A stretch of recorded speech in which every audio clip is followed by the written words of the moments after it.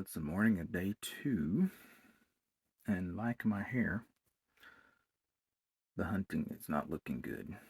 It's going to be 70 degrees today, and the rest of the week, highs of 77.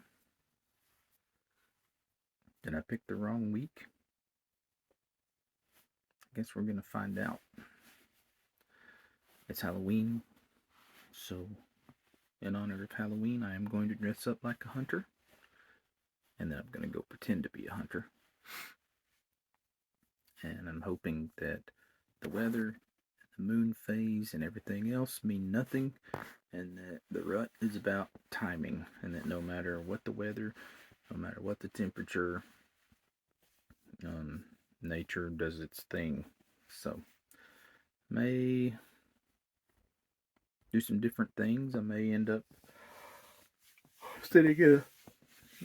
trying one more day of my traditional sitting still in a stand or in a blind, and if that doesn't work, I may venture off into the public lands. So we've just got 10 acres here at the Meadows, but we back up against public land, so there's hundreds of acres to play and hunt on. So we'll see what happens.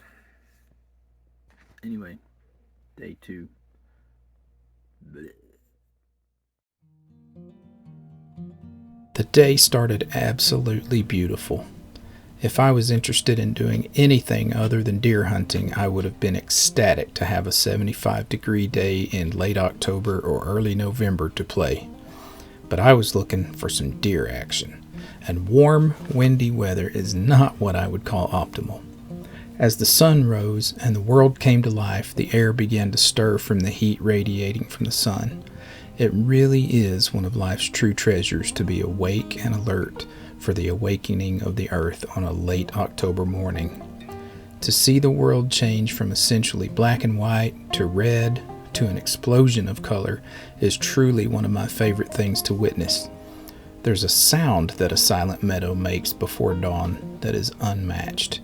Then, as the birds, squirrels, and rabbits shake off their sleep and begin to busy themselves with the day's events, there's a potential that even my pessimistic heart can appreciate, even in the early to mid stages of an oncoming deer depression.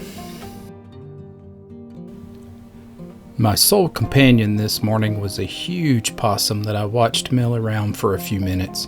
He was a welcome little source of entertainment for those few minutes.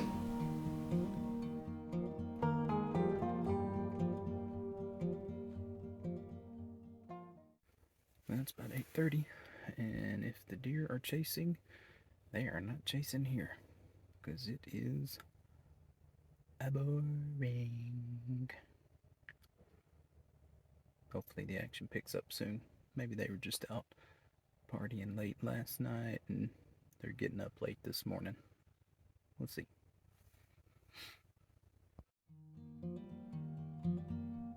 As the morning progressed, my poor choice of blind placement continued to plague me in increasingly frustrating ways. I don't have any video footage, but at least 2 deer popped out of the woods to my left, saw the blind, blew, and took off before I even knew they were there. I keep a wind checker with me, as well as several hunting apps that include scent cones, scent directions, wind directions, you name it, and as best as I can tell, they could not have winded me. They just poked their heads out of the thick brush, saw the blind, and did not like what they saw. After the second such encounter, I decided to ditch the blind and sit in the pond stand until lunchtime. No action there either. If I'm honest, it was at this point that I began to spiral, slowly at first, with ever-increasing frequency, into the depths of deer despair. I am ashamed to admit it, especially since this was only day 2.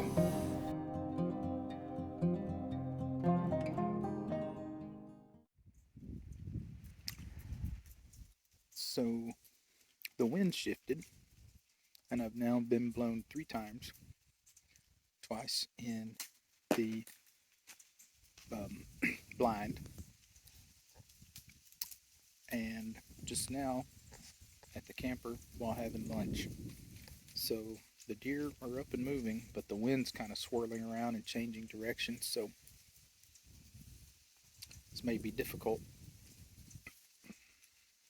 So I'm going to finish up lunch and go walk through conservation land for a little bit.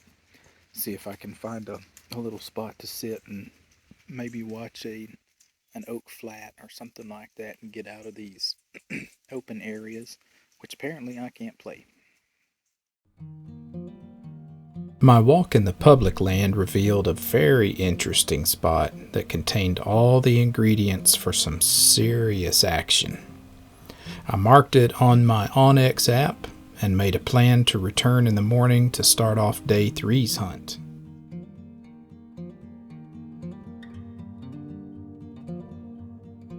The evening hunt was more of the same. By the time the afternoon had rolled around, the wind had significantly picked up, as had the heat. It was steamy. I chose a spot on one of the trails in the property that had lots of fresh signs. I tucked a camp chair into some brush and set up to catch an unsuspecting buck tiptoeing down the trail. However, all I came in contact with that night was a fat little squirrel. He milled around for at least 5 minutes, getting so close at one point that I could have touched him with one of my arrows. As I walked back to the camper in the dark, I began to ask myself if this was what the entire week was going to look like.